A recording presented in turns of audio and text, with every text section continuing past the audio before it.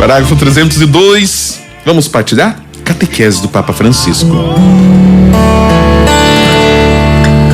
O Papa então nos diz assim: a propósito destes condicionamentos, o Catecismo da Igreja Católica exprime-se de maneira categórica. A imputabilidade e responsabilidade de um ato podem ser diminuídas e até anuladas pela ignorância, a inadvertência, a violência, o medo, os hábitos, as afeições desordenadas e outros fatores psíquicos ou sociais. Então veja só, nós estamos citando aqui o Catecismo da Igreja Católica. Estamos no parágrafo número 1735, 1735, do Catecismo da Igreja. É assim: existem certos atos, atitudes que nós temos, atos que nós realizamos, que a sua responsabilidade e a sua imputabilidade podem ser diminuídas. Por quê? Por vários motivos. Quais são esses motivos? Ignorância, inadvertência, violência, medo, os hábitos, as afeições desordenadas, outras questões ainda psíquicas ou sociais. É muito importante nós termos noção disso, porque vão existir realidades que independem. Olha só, a pessoa que sofre violência, a pessoa que sofre uma agressão, seja ela moral, física, psicológica, que tem um medo, a ameaça, os maus hábitos ou outras afeições desordenadas. São tantas pelo mundo afora hoje, né? Tantas afeições. E aí muitos fatores que são psíquicos ou até mesmo sociais.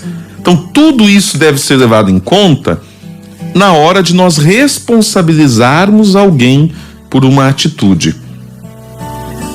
Então é necessário termos esse discernimento. Isso está no Catecismo da Igreja Católica, que é uma base importante de fé para nós, católicos, obviamente, né? E em outro parágrafo, diz ainda o Papa Francisco, refere-se novamente às circunstâncias que atenuam a responsabilidade moral. Vão atenuar. Existem circunstâncias, ou seja, situações nas quais o indivíduo se vê cercado, aquilo que está em volta do indivíduo são as suas circunstâncias. São várias circunstâncias que vão atenuar essa responsabilidade, nomeadamente a imaturidade afetiva, a força de hábitos contrários. Tem pessoas que são imaturas afetivamente, vivem aquela eterna carência, vivem aquela eterna lamúria de não se sentirem amadas, queridas, valorizadas. Lembra, tinha um personagem, né, de desenho animado que vivia reclamando, né? Como é que era o nome daquele personagem? Dizia: ó vida, ó céus. Vivia reclamando. É um certo pessimismo, né? A síndrome de Hard, achei aqui. Que era esse personagem de desenho animado. Tem pessoas que são assim, elas só veem o lado negativo das coisas, são afetivamente imaturas, pessimistas. Ó céus, ó vida, ó azar. Eu sei que não vai dar certo, dizia esse personagem. Quantas pessoas são assim? Exatamente, Lip Herd. Quantas pessoas são assim? Que não vai dar certo.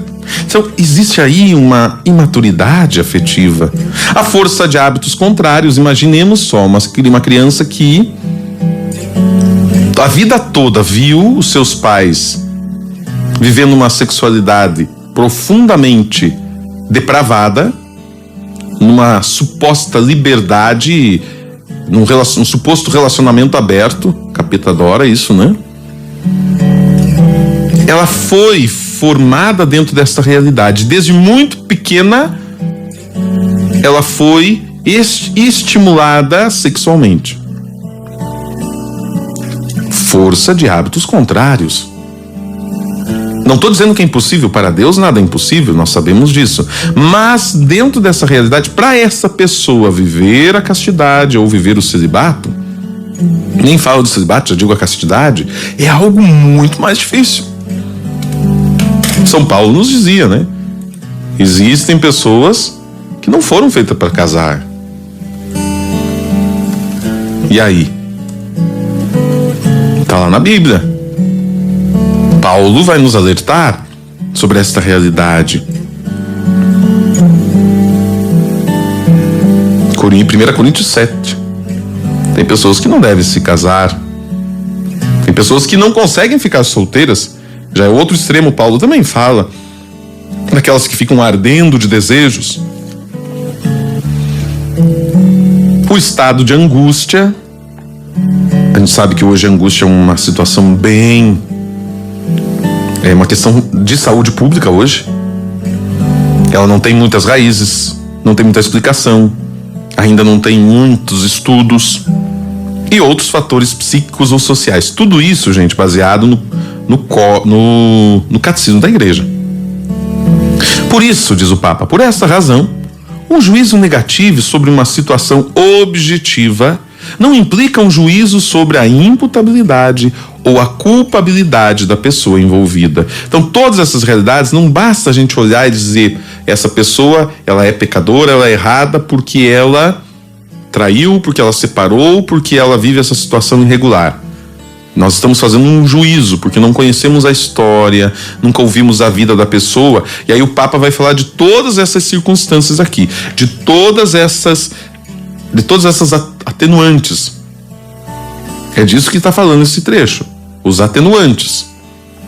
Mas isso a gente só vai saber se conhecer a história da pessoa.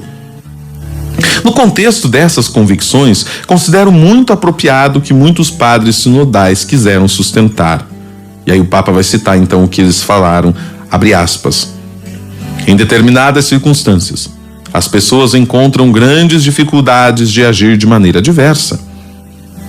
Embora tenham em consideração a consciência retamente formada pelas pessoas, o discernimento pastoral deve assumir a responsabilidade por tais situações.